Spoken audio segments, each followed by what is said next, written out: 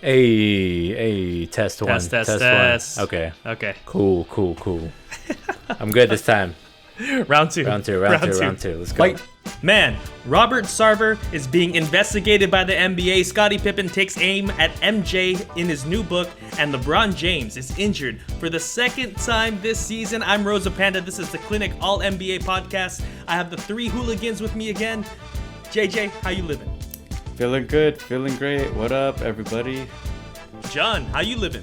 Doing well, except for my Lakers, man. Except for my Lakers. Sami, how you living, my friend? Doing well in part because of my Clippers, ironically.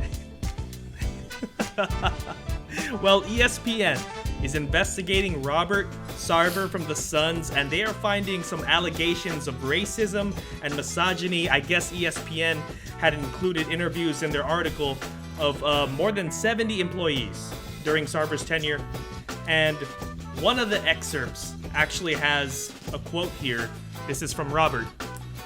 You know, why does Draymond Green get to run up the court and say the N-word? And he literally says that word. And after he repeats it several times, Watson says, you can't say that.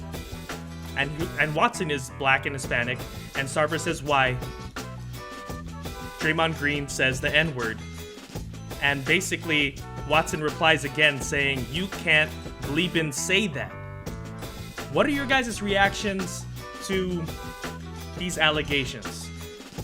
Well, I'll start this one off because this feels a little bit similar to what happened with Donald Sterling. We've been hearing issues with Sarver for years. We've talked about it on this podcast a couple of times that he's cheap, the culture there has never been great.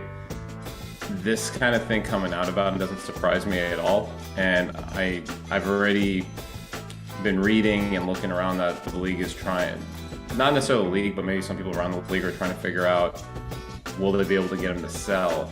And the biggest difference here between that and the Sterling situation is that the Sterling one, they had the smoking gun. They had the audio, and they were able to use that specifically as their piece to get him out of the league, and they managed to sell the team, of course, for $2 billion. Hell no! Sarver obviously came out preemptively before the story even dropped and already started denying stuff, so we know he's going to fight this hard. I think the league would be better if 10% of this is true. The league would be better without him in it. So we'll see what happens from there, but it looks like he's going to hang on with everything he can.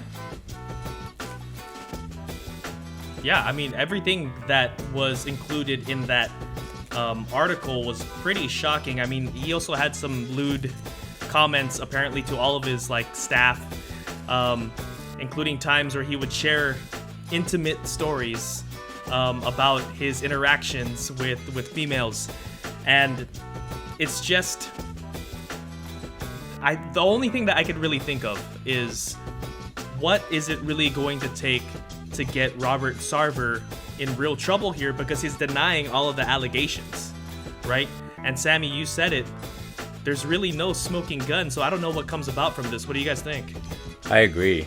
I think, well, first, if the allegations are true, they're completely awful. And the whole the situation of saying the N-word, I can't believe we're having this conversation in 2021. I'm not surprised by it, but it's just, for me, it's ridiculous. Among other things, and I also think, like you said, at this point they're just allegations. There is no smoking gun. There is no proof that he said these things. There's no recording or anything like that. So it is going to be difficult for them to actually come to a verdict and kick him out of the league. And I don't know. It'll be interesting to see what comes of it, but at this point it's all hearsay. Yeah, just to add on to what you two were saying, we do live in a time of cancel culture. We do live in America where it's innocent until proven guilty. The numbers that are related to this are just very alarming. You have half a dozen staffers that recounted when Sarver actually said the N-word. That doesn't look good. You have 70 former and current employees that describe the working environment as toxic and hostile. If Sarver's gonna, eventually get fired or be forced to sell, I strongly feel that the players need to lead the charge. Similar to the Clippers situation that Simon was referring to with Donald Sterling, there was a huge player push. Actually, if you guys remember the Warriors and the Clippers, they almost sat out a game to protest. And Chris Paul has, said, we'll wait and see what happens with Sarver. We're going to reserve judgment. So it doesn't look like this has a strong push like Donald Sterling had with his exile of the NBA. Right. I think it's in part because it's so much more harsh and worse when you actually hear the words. It kind of puts it into the forefront for everybody. Because by all means, like we're all saying, we have to put up of course the fact that if any of this is true, if these allegations are true, then this is almost as bad as what Sterling was doing. In a lot of ways, it's not quite as extensive with Sterling's history as a landlord, but because we haven't heard it directly from his mouth, we haven't seen the actions on video, it's not quite at the forefront the way it was with Sterling when that video came out. And so or when the audio came out, excuse me, and I think that's the biggest difference so far and why there's not as much of a push. Right, the point that JJ brought up is actually pretty interesting. Like talking about the players leading a charge and, Chris Paul being involved with both of them, maybe because he just hasn't had that type of interaction with Robert Sarver. It's just going to be interesting to see if that eventually comes to light, like if more information comes, if a player or a number of players are going to lead this charge against him. And which players, right? I mean, DeAndre Ayton, he's on a contract year. Just kidding. I'm just that was a really poorly placed joke. Anyway, I'm gonna move on to the next topic. And Scottie Pippen takes aim at Michael Jordan in his new book titled Unguarded. And basically, Scottie Pippen is saying that he didn't give enough praise to him, enough praise to his teammates during the last dance. What do you guys think of this? The funny thing about the MJ slander from Scottie Pippen is that I've never heard MJ speak badly about Scottie. Scottie, throughout the past few years, he's attacked Charles Barkley, Isaiah Thomas, John Paxson, his own teammate, and now you're gonna go after the Hall of Fame coach, Phil Jackson, and then the GOAT, Michael Jordan. If you're gonna come at the king, you best not miss. And you know that Michael Jordan has hardcore fans. So let me just go ahead and say that. To follow up with, more of my feelings about this, in The Last Dance, they just retold the story. Michael Jordan didn't tell you not to play Game 7 because of your migraine against the Pistons. He didn't tell you to sit out. That made you look bad, Scottie. Number 2, he didn't tell you to refuse to go in against the Knicks in a pivotal Game 3 in the second round of the playoffs, where they eventually lost at Game 7. You chose to sat out and made yourself look bad. Right, they didn't twist that story at all. They didn't twist that story. You signed a bad contract for, what was it, 10 years? You tell him, JJ. Tell Scott. You tell him, JJ. Tell Scott. You signed that, and you had the opportunity to win MVP when Jordan left. You signed with the Houston Rockets after, which was pretty questionable with an aging Rockets team. And then you had your chance with the Blazers, where John's Lakers beat you guys with that, infamous alley-oop Kobe to Shaq. So I could keep going, but Scottie, Jordan helped your legacy. I don't think anyone here, or outside even of the NBA realm, doesn't think you're a top 50 player. We all think you're top 50. Stop hurting this beloved legacy that we all love. I'm gonna have do still love. I'm gonna have to agree with you, JJ, on that front. I think now if I put my feet in Scottie Pippen's shoes, I will never be able to do that. By the way, my feet are way too big for his shoes. So my thing about it is, I think so. You made a good point about us thinking that, or knowing that Scottie Pippen is a top 50 player of all time. I think Scottie has issues. He's insecurities about the way that he's perceived in the media, the way that he's perceived by non-basketball enthusiasts like us, where he's not given the credit that he thinks he deserves for the 6 championships that the Bulls won. And that just comes with the territory of playing behind the greatest player of all time. It just does. LeBron James, like, when it's all said and done, we're not going to be talking about Kyrie Irving on the Cavs, even though he was an integral part of that championship. It's going to be LeBron James. When we talk about the Miami Heat, Dwayne Wade is the king of Miami. There's a good chance people are still going to be talking about LeBron James over Dwayne Wade, and that just comes with the territory. So Scottie Pippen he needs to accept the fact that he's not going to be deemed in that same light as Michael Jordan, as LeBron James, and he shouldn't be, because he's not on that tier. But I feel like he thinks he deserves way more respect, and maybe he's right. But to have the slander and to put down your former teammates, the greatest player of all time, that's so petty. Come on, man. Come on, Scotty. Like, you have 6 rings. You do have the adoration of a lot of just all of Chicago and a lot of basketball fans. So there's no reason to continue to say all these things and just try to stay relevant. Scotty, you're one of the 50 greatest players in the world. A lot of people know it, and just enjoy your whiskey or your alcohol or whatever you got going on, man. His popcorn, yeah. His popcorn and whiskey or whatever it is.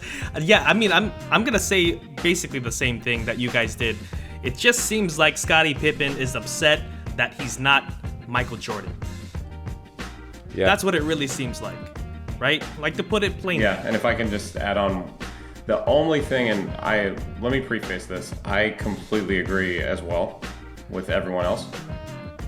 The only thing I'll look at it from Scotty's perspective is, obviously The Last Dance, it's not necessarily going to consciously favor Jordan, but he was the primary narrator. Of course, it's going to be in his shoes, and it's his story and what his perspective was. But most of it, like you mentioned earlier, Jay, was pretty accurate. It's not like he went out of his way to talk down about the other guys. I think one of the things that Pippen took the wrong way was the foot surgery story, I believe, or the foot or the knee. I think it was before that last year. Remember, he said he put it off. Yeah, he put the team in jeopardy, Right. and he didn't come till mid-season. But, yeah, it wasn't inaccurate. And even Scotty on The Last Dance made a point of, well, I wasn't happy, so I wanted to enjoy my summer. I didn't want to rehab. He said it on film. MJ didn't make him say that, So the thing about it is, you have your own perspective and you have your version of how things went down. Cool, I respect that. The other problem is the way he's addressed it publicly has been such a bad look for him. He could have done this in a way where he didn't necessarily come off like he's attacking everybody, but I think, John, you were saying, he's coming off as so insecure because it's like he's being defensive about everything. And if you just came out and said, I also want to tell my story, this book is my story, I respect Michael's version, but I have my own thoughts on certain things that occurred, it wouldn't have turned into this where we're all saying you're in the wrong. Because the way he did this from a PR and a publicity perspective was just terrible. Where now everyone's looking at him like you're just coming after the GOAT because you're being insecure about it. So I think he mishandled that as much as anything. And if this was all a ploy to sell books in the end, then cool, you probably sold a few more. But I really think he ended up tarnishing his legacy off of this whole thing. He sold 4. He sold 4 more books total, and 2 bags of popcorn. Oh yeah, I got them as Christmas gifts for my family. Well, getting to something a little bit more recent, LeBron James is going to be out. He's out again, second time this season with an abdominal strain. And I actually want to kick it to John here. Of course you do. I want to know I want to know, our resident Laker Nation fan. Laker Nation, baby. I want to know how do you feel about LeBron James being injured for the second time this season? Well, to state the obvious, and what people have been saying for the last 5 years, it seems, maybe longer. Father Time may finally be catching up to LeBron James. It's not a tumor. And I think it's a valid statement. Father Time is undefeated. Everybody knows that. Michael Jordan. We all saw Michael Jordan with the Wizards. Come on. Like, Father, doesn't matter how great you are. It doesn't matter if you're the greatest of all time. At some point, his age is going to catch up to him. And I think we're starting to see that. It happened when LeBron James hurt his knee in that freak accident last year. And then this year, he's got injured. Like you said, this is the second time. The abdominal strain, they're taking it easy with him. But as good as LeBron is, as durable as he's been in his entire career, I think you're starting to see the effects of his age. And I feel like he's going to get more and more injured as he continues to play heavy minutes for the Lakers. And, you know, as a basketball fan, you hate to see it because LeBron James is that good. If we could watch him play another 20 years, I'm sure any fan of the NBA, of basketball, would say yeah, regardless of how much you hate the Lakers, right? I just think it's sad, it's sombering, and as a Laker fan, it's even more sad because they're definitely in dire need of LeBron James on the court, and it shows. So for me, it's like somber, but it's expected, right? That's life. Yeah, the concerning part about LeBron's injury too is, I think he's openly expressed that he doesn't know how he injured it, which is like a typical sign of getting old. Right.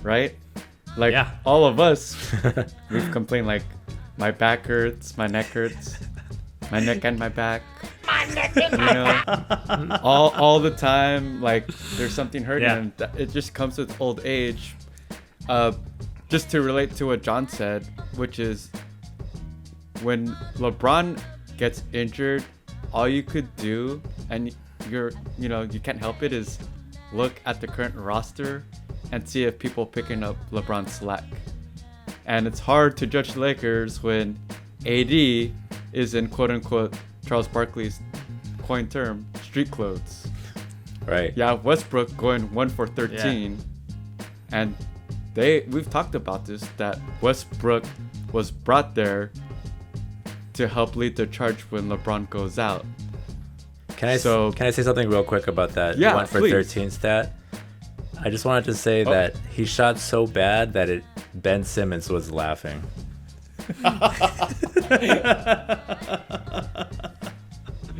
That's all. Or maybe Ben Simmons was like, that's a decent night. That's some decent production. Yeah. But yeah, I'm going to express the same sentiment. I mean, we all watched that Lakers versus Blazers team, and the only thing that I could think is the Lakers really need LeBron. Like, he can't miss a lot of time. He's going to probably rush himself back just so that they can make the playoffs if things head this direction. This Blazers team was a very struggling Blazers team, and to get waxed like that, it was kind of eye-opening and surprising. And this West is, I mean, it's seemingly super deep, right? I mean, Golden State Warriors, they shot themselves back up to the top. The Kings aren't doing so bad. Don't quote me on that.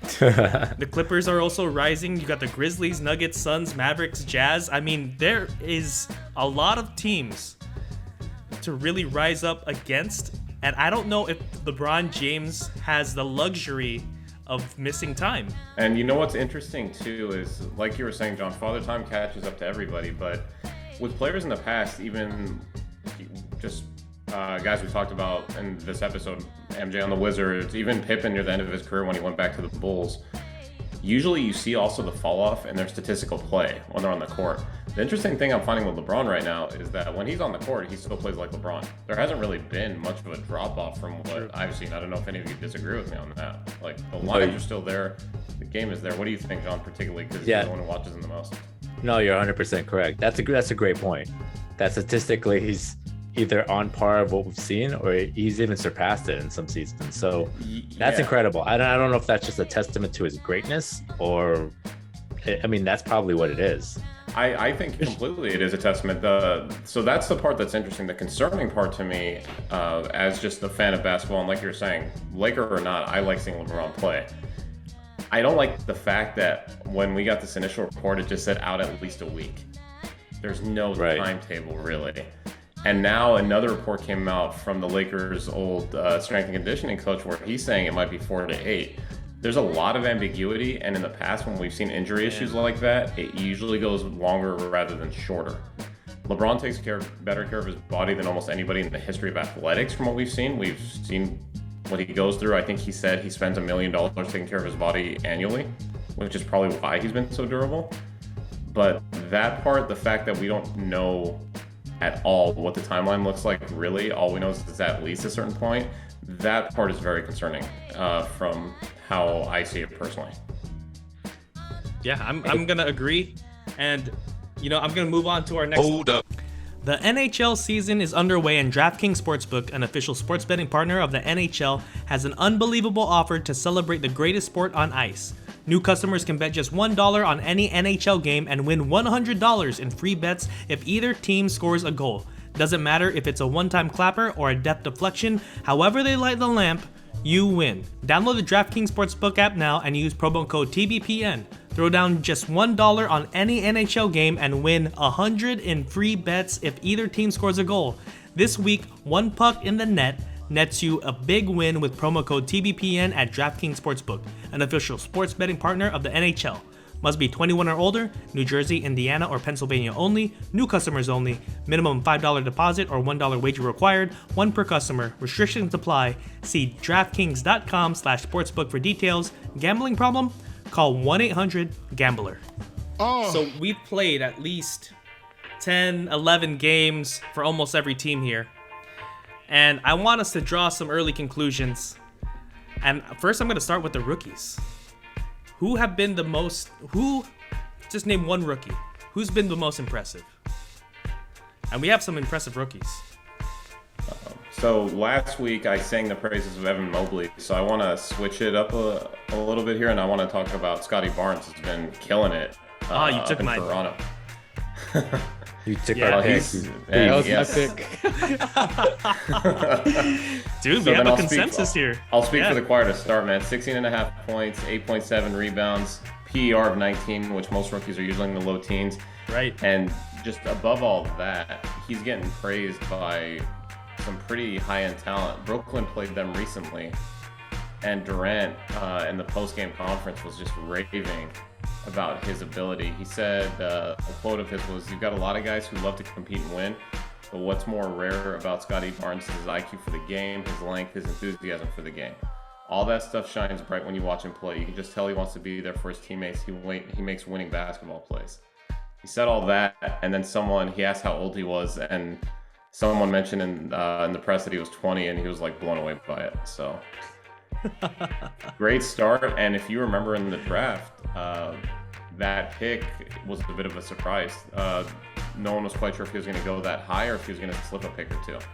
So it was a mild surprise when he went where he did. So because Sami stole all of our picks, so all three of our same choice, I'm gonna have to pivot, and I'm gonna say Jalen Green. Although his stats they haven't been the best. He's not shooting great from the field, 35% and only 28% from three. He has shown flashes of somebody who can be electric.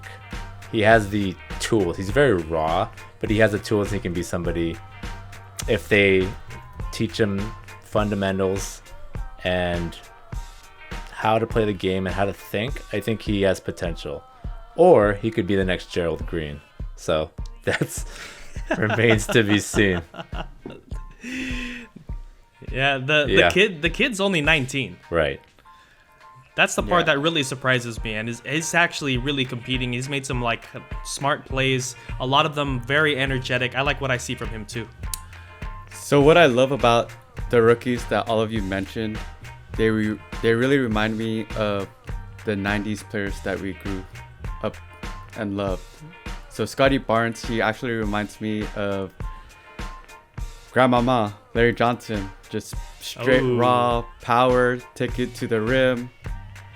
Kind of like Sir Charles Barkley. You have Evan Mobley, like a more athletic Kevin Garnett.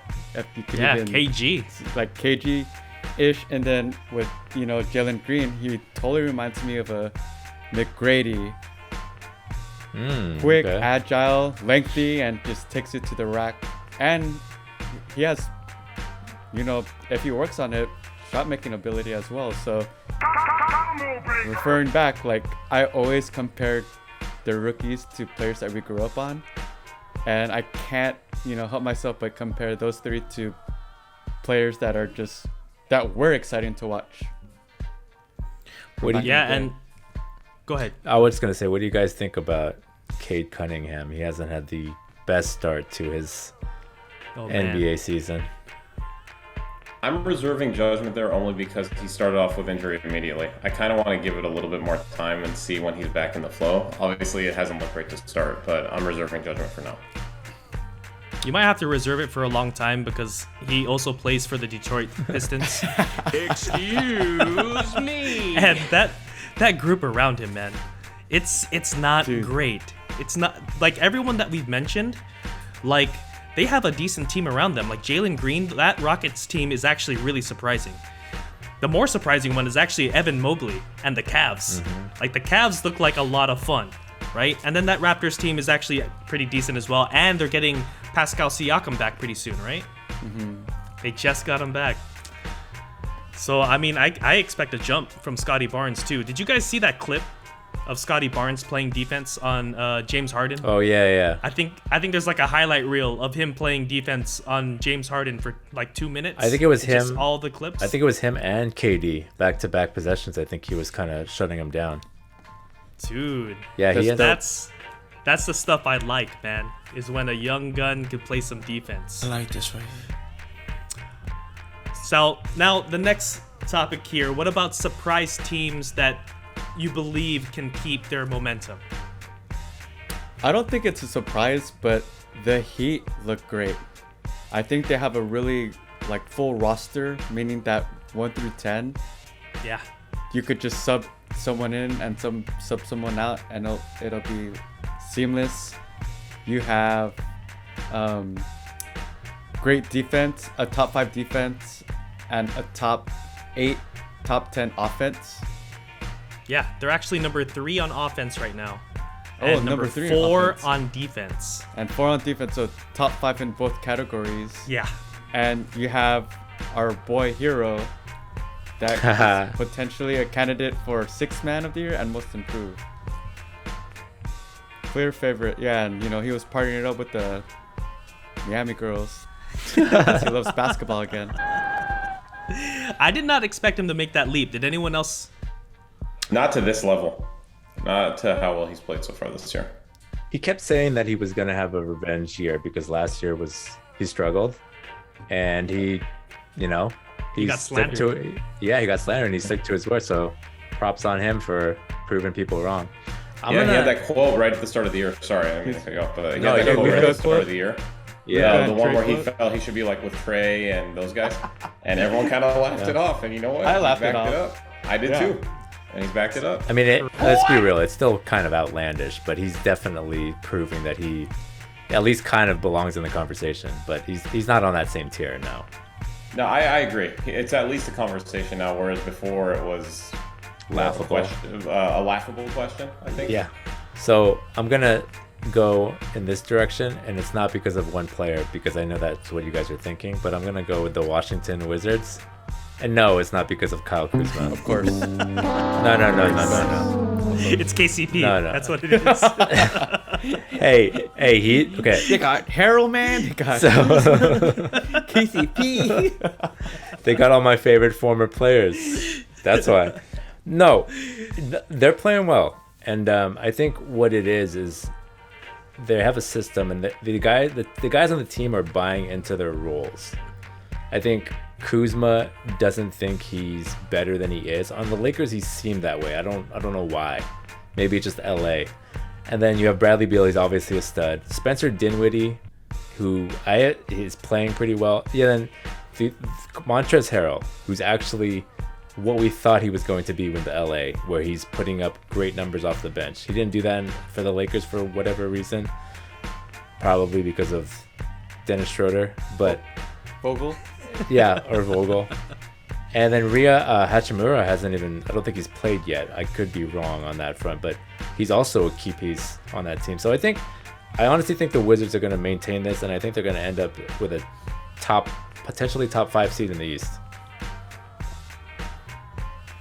I'm going to go with Memphis. I think on the subject of pieces that haven't come back yet, Dylan Brooks is finally almost ready to come back, and I think because they haven't been part of the conversation, most fans, if they're more casual, probably don't realize how important he is to that team.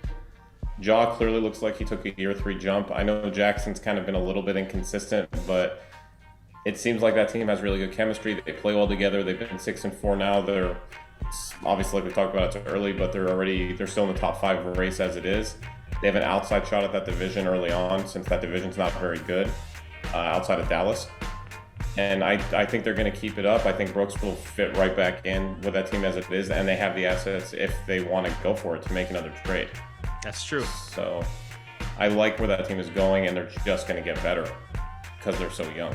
Yeah, I'm going to agree with you, Sammy. What teams should be panicking right now relative to their expectations during the off season? The Hawks. I gotta start with the Hawks. You said the Hawks.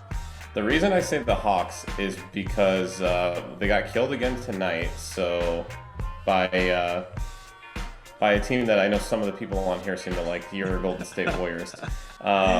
You know what I'm concerned about with them is an interview, or it was either a post game or an interview came out with Trey, and he commented on how he thought the regular season was boring, and that he just wants to get to the playoffs because it's funner then, and the games are worth more. And I respect the fact that the playoffs are obviously higher stakes, but you've been there one time. Like, let's not talk like you're a 10-year vet, like you're the Last Dance Bulls, or you're the Lakers of the Kobe era or the current era.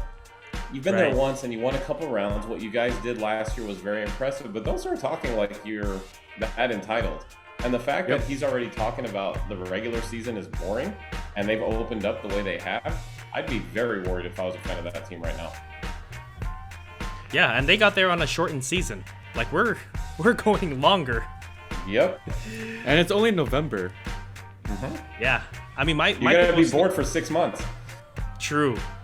Absolutely true. I mean, my pick was going to be the Celtics. But, I mean, that one kind of feels obvious to me, right? With everything that's going on there. Especially with Marcus Smart, his comments, we had covered that already. But it seems like there could potentially be some light at the end of the tunnel with Shams reporting that they're interested in Ben Simmons. Do you think that would change anything for the Celtics? Do you guys see a certain trade or a fit there where they might shoot towards at least the top 8 in the Eastern Conference? I wonder what would they give up? So funny you mentioned that. Bleacher Report is reporting that from Daryl Morey, who always takes a big swing, Jalen Brown would have to be part of that deal. Ooh. And I don't think that's happening, but that's what's being reported right now as of today. Yeah, to me that's a lateral move if you get rid of Jalen Brown. Obviously Tatum's untouchable, but if you get rid of Jalen Brown, to me that's just a lateral move. They have different skill sets, but I don't see how you make a leap by getting rid of your second best player. Well, and Jalen Brown, he's a two-way player, where Ben Simmons, you could argue he's just a one-way player that could ball handle. Right. And he's bigger. He's bigger and he's better defensively, I would say. But essentially, they have similar skill sets. Well, I guess there is just more darkness at the end of the tunnel for the Celtics. We'll see if they could get out of that tunnel and find some light. I don't know what exactly they're going to do, but they just seem like an absolute mess. We're going to move on to actually some gambling updates with, of course, our sponsor, DK Sports Draft. With these numbers here, with MVP favorites, I'm actually going to shoot this over to Sammy here. So on the MVP front, as of now, the favorite is now actually Steph at 5-1. So you're still getting plus 500, which is solid odds. Durant's right behind him at 550. Luka's at 650, and Giannis is at 650. When we talked about gambling odds before, I think the big thing that we all mentioned or in agreement on is that you can't understate the importance of the narrative. And right now, the way it comes off to me from media, even me myself, I think the press and the fans are falling back in love with the Warriors again. I don't hear anything negative about that team right now. Everyone loves Steph. He's clearly still on top of his game. If that team rides the way they are, they end up winning 55, even 60 games. I don't see how he doesn't win it of those favorites. There's obviously things that could happen. Hopefully they don't. Hopefully there's no injury concerns. Obviously the other big thing that we've talked about a lot on this pod is integrating a big piece like Clay back in. There's probably going to be an adjustment period that we're going to have to see. We have to watch how that plays out. But to me, he's clearly the favorite of those top four that I mentioned right now. Yeah, I mean, what surprises me is the difference between Durant and Curry. It's only 50. And it seems like Curry should be a way heavier favorite than that. So I'm wondering if they see some abnormal statistical stuff from Durant coming in the future, just because he's still at the top of his game. I don't know if they're going to feel like Curry is going to take a little bit of a drop off towards the end of the season or what. That one's kind of surprising to me. I think it's perception. The fact that the Brooklyn Nets are going through a lot of tumultuous things and controversy, let's put it that way. And so if Durant is able to lead them to a top 3 seed in the East, that improves his chances of winning the MVP. And I do want to say one quick thing before I turn it over to you, JJ or June. Please, for our listeners, please gamble responsibly and don't be like Sami and wager his money on Paul George winning MVP, because that wouldn't be that's not responsible at all. We call that a value play, John. And to all of our listeners, only bet what you can afford. Thank you very much. Totally is correct. Thank you. If you guys had to put a bet, okay, on these 3 dark horses, we have Ja Morant at 2,200, Paul George at 3,000, and Jimmy Butler at 3,000. If you just had like some money that Uncle Sami was gonna loan you, where would you go with that bet? I'll probably go Jimmy Butler for Miami because, as we've discussed over and over again, I was gonna say the same thing. It's usually best player on the best team wins MVP. And Jimmy Butler and the Heat, they just look amazing. I just don't see Ja Morant, going into the top 3 seeds with the Grizzlies. And in terms of Paul George, he deserves all the praise, but if Steph couldn't get MVP last year, I don't see how Paul George could get it this year with the current record that they do have. We'll see what happens if and when Kawhi comes back, or even, hopefully he comes plays back the season. Even if he plays the season, Kawhi has known to be weird, but out of the 3 dark horse value plays that you just stated, I would have to say Jimmy Butler. What's with everybody stealing our picks this episode? First is Sami, then it was JJ. Come on, guys. Yeah, for sure. I think we're all kind of in consensus here that it'd probably be Jimmy Butler for all the reason that JJ just said. Though the homer in me would take some of that money and at least throw a 50 spot on PG. I don't know, man. Like, if Steph can't win it after winning the scoring title, I don't know what Paul George needs to do to win that. I'll freely tell you it's a homer pick, but if you want me to draw the line of what I think would have to happen is he keeps the numbers he keeps now. They stay around the 5 or 6 seed. Kawhi gets back in March and they get up to the 4th round. That's how Paul George gets in it. It's a very, very thin narrative. Like, it has to go a very specific way, so it's not likely at all. But I think that's the route that it would go, where he's averaging what he is right now, which is 27, 8, and 5. He keeps those numbers, and then Kawhi gives them the boost they need to get to where they need to be. I disagree. I think for that to happen, I disagree. I think LeBron would have to stay injured. Luka would have to get injured. Dame would have to get injured. Should I keep going? I'm sensing a little hate, but all right. Sammy's elaborate story definitely sounds like he gambles. He's like, only if this happens and this happens, it could That's totally why happen. I said a 50 spot and a 50 spot only. I'm taking the big money on Steph right now and running to the bank with that. I hear you, Sammy. All right. So for our next topic, I'm gonna ask about under-overs here. The Warriors are at 49.5 at minus 110. Do you guys like that? Do you guys like the under or the over there? The Warriors are at 49.5, even after their hot start at 8-1 for minus 110. Would you guys pick the under or over here? I would run to the app as fast as I could and absolutely slam the over on this. I do not understand why it's still 49.5 when that's around what it was to start the year. I would never distinctly tell all of our listeners to go make a bet on my behalf, but I love that play right now. I think that's one of the best plays on the board. I feel like it's got to be over. There has to be an employee asleep and he forgot to change the number.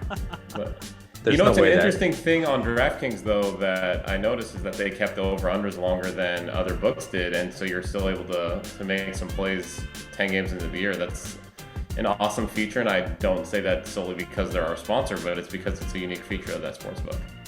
Shout out DraftKings. Yeah. Shout out. DraftKings. All right, I'm going to go with the last one. It's going to be a dub or a dud. We all saw the City Edition jerseys come out this week. Did you guys think it was a dub or dub for these jerseys? Did you like them? Which ones stood out to you, etc.? I mean, some of them look really, really cool.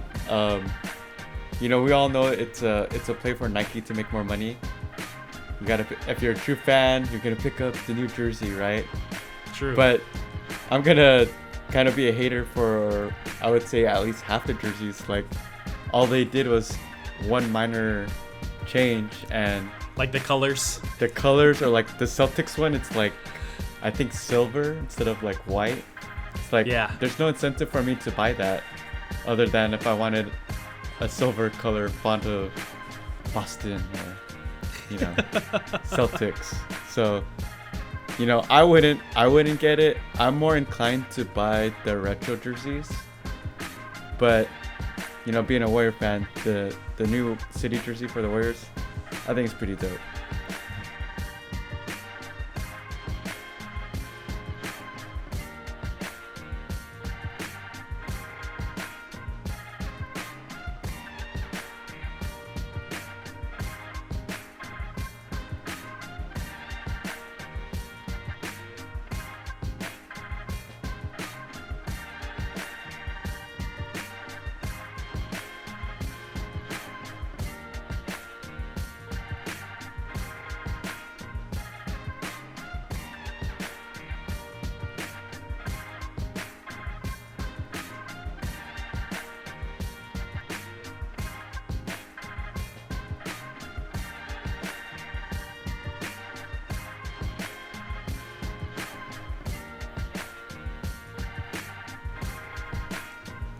Yeah, I'm gonna go. Yeah. I like Golden State's, and I don't know. I was just always a fan of the simplicity of it, and it just has it doesn't have the team name on the front. I think I always think that's dope. And then the color scheme is also really cool to me. I don't know. Yeah, I'm with Jay though. It seems like they didn't really do much. They just had very minute details changed, and then just charging what, $150, $200 for these or whatever they are. A lot. Yeah, Exactly. I would love for the 75th anniversary if all of them were a retro idea. That's what they should have done. Yeah, for 75, that you go back, kind of like what I was saying with Chicago's. There's a very clear calling to the past history of that team. Yeah. So I think Or you even go with the across Wolves, the Timberwolves. It looks like Right. back in KG's day, right? Yeah. With the purple exactly. and like the tree lining. Yeah, I think that would have been a cool idea just to call back on the league's history, and would have been a better hit than what we've seen for a lot of the jerseys this year. Yeah, I agree. And that's actually all we have for this podcast today. JJ, thanks for being on. Yeah, man. John, thanks for being on, man. Hey, thank you guys. And Sammy, thanks for being on, brother. Always a pleasure, my friend. And I'm Rosa Panta. This is the Clinic All NBA podcast. Come find us wherever you get your podcast.